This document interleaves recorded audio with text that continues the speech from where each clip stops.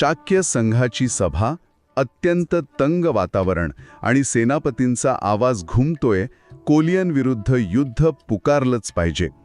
रोहिणी नदीच्या पाण्यावरून सुरू झालेला हा वाद आता युद्धाच्या उंबरठ्यावर आहे. बरोबर. संघातले जवळजवळ सगळेच युद्धाच्या बाजूने आहेत, पण अशा कोलाहलात एक तरुण आणि ठाम आवाज उभा राहतो, राजकुमार सिद्धार्थ. ते म्हणतात, युद्ध हा कोणत्याही समस्येवरचा उपाय असू शकत नाही. याच नाट्यमय प्रसंगाने डॉक्टर बाबासाहेब आंबेडकरांच्या भगवान बुद्ध आणि त्यांचा धम्म या महान ग्रंथाच्या विश्लेषणाला आपण सुरुवात करत आहोत. स्वागत आहे तुमचं बुकवाईज विथ अनिल या यूट्यूब चॅनलवर. हा ग्रंथ म्हणजे केवळ बुद्धांचे चरित्र नाही, तर त्यांच्या क्रांतीची आणि एका नव्या धम्माची मांडणी आहे.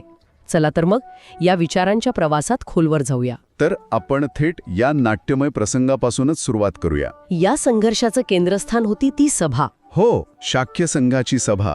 आणि वादाचं मूळ तसं पाहिलं तर खूप साधं होतं. रोहिणी नदी. बरोबर. हो, रोहिणी नदी जी शाक्य आणि कोलीय या दोन्ही राज्यांच्या सीमेवरून व्हायची आणि दोन्हीकडची शेती पूर्णपणे तिच्यावरच अवलंबून होती. म्हणजे पाणी वाटपावरून छोटे मोठे वाद तर नेहमीच होत असणार. नक्कीच. पण त्यावर्षी परिस्थिती वेगळी होती. काय घडलं होतं नेमकं? त्यावर्षी दुष्काळ पडला होता, त्यामुळे पाण्याची टंचाई नेहमीपेक्षा खूप जास्त होती. अच्छा. आणि मग सुरुवातीला वाद दोन्ही बाजूंच्या शेतकऱ्यांमध्ये, त्यांच्या सेवकांमध्ये सुरू झाला. पण हळूहळू या वादाला राजकीय स्वरूप आलं. दोन्ही राज्यांनी याला प्रतिष्ठेचा आणि सार्वभौमत्वाचा मुद्दा बनवला. म्हणजे त्यांनी आमच्या लोकांना मारलं, त्यांनी आधी पाणी अडवलं, असे आरोप प्रत्यारोप सुरू झाले असणार. अगदी. एका नैसर्गिक संकटाचं रूपांतर मानवनिर्मित संकटात झालं. आणि यात सेनापतीने म्हणायला गेलं तर आगीत तेल ओतण्याचं काम केलं. कसं काय? त्याने याला थेट अपमानाचा मुद्दा बनवला आणि शाक्य संघाची तातडीची सभा बोलवली. आणि इथे शाक्य संघाची रचना समजून घेणं महत्वाचं ठरतं. हो, कारण ही काही एकतर्फी राजेशाही नव्हती, जिथे राजा म्हणेल तोच कायदा. ही एक प्रकारची गणराज्य पद्धती होती. बरोबर. म्हणजे सगळे महत्वाचे निर्णय हे चर्चेतून, विचारविनिमय करून आणि शेवटी बहुमताने घेतले जायचे. म्हणूनच सेनापतीला युद्धाचा प्रस्ताव संघासमोर मंजुरीसाठी ठेवावा लागला. अगदी. आणि याचमुळे सिद्धार्थाच्या विरोधाला एक वेगळं महत्त्व प्राप्त होतं. तो काही केवळ एका राजाच्या मुलाचा हट्ट नव्हता. त्या लोकशाही प्रक्रियेत मांडलेलं एक भिन्न मत होतं.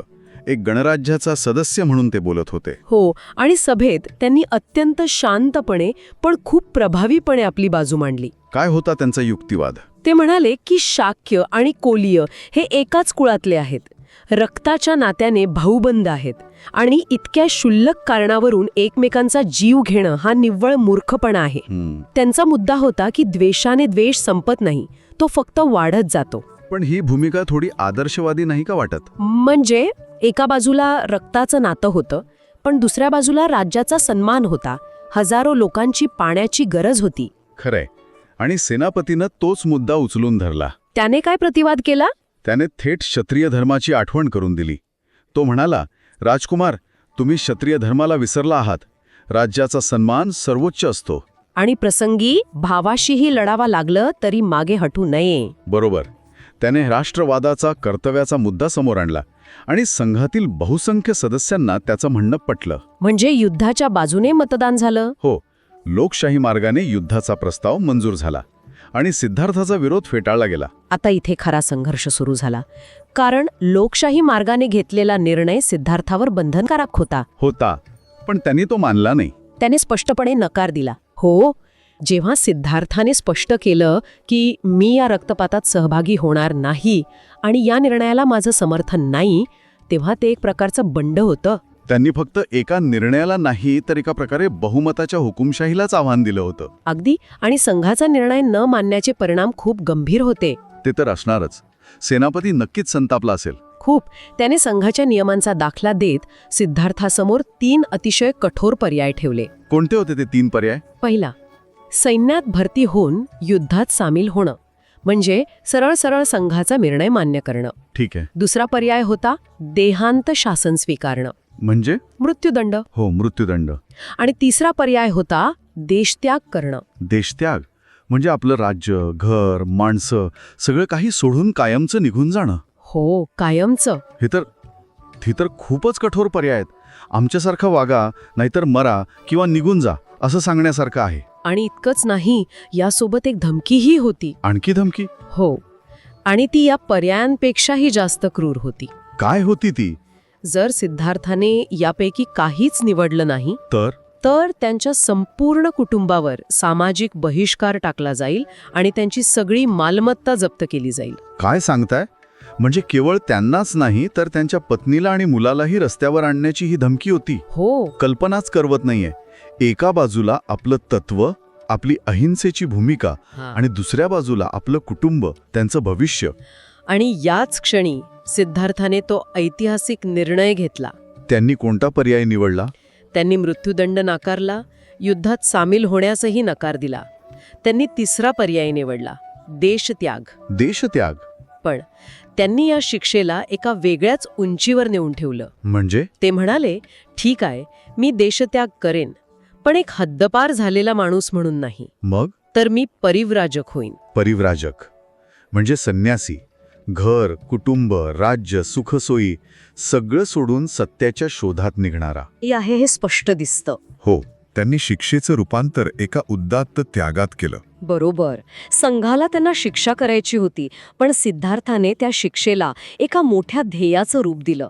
त्यांचा पवित्र असा होता की तुम्ही मला बाहेर काढत नाहीये, मी स्वतःच जात आहे एका मोठ्या उद्देशासाठी. त्यांनी परिस्थितीवर नियंत्रण मिळवलं. हो, तरीही एक माणूस म्हणून, एक पती म्हणून, एक वडील म्हणून त्यांनी काहीतरी मागणी केली असेलच. केली होती.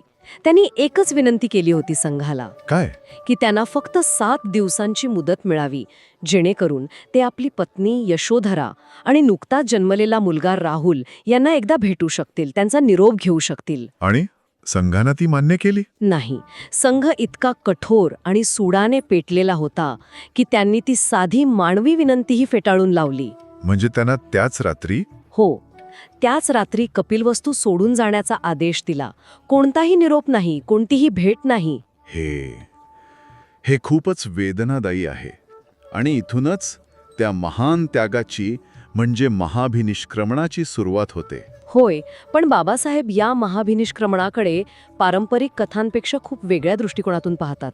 ते कसं? पारंपरिक कथांमध्ये तर वेगळं कारण दिलं जातं. हो, पारंपरिक कथा सांगतात की सिद्धार्थाने एक म्हातारा, एक आजारी आणि एक मृतदेह पाहिला आणि त्यांच्या मनात वैराग्य निर्माण झालं. आणि त्यातून त्यांनी घर सोडलं. बरोबर.